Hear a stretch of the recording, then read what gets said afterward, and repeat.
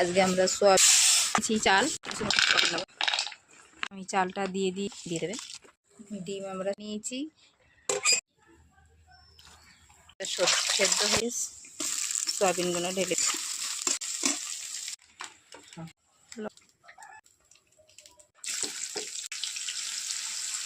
গুলো দেখেন কত নেবে।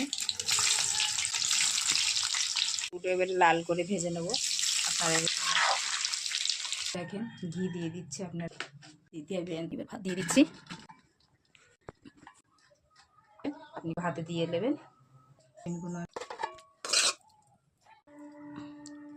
দিয়ে দিচ্ছি,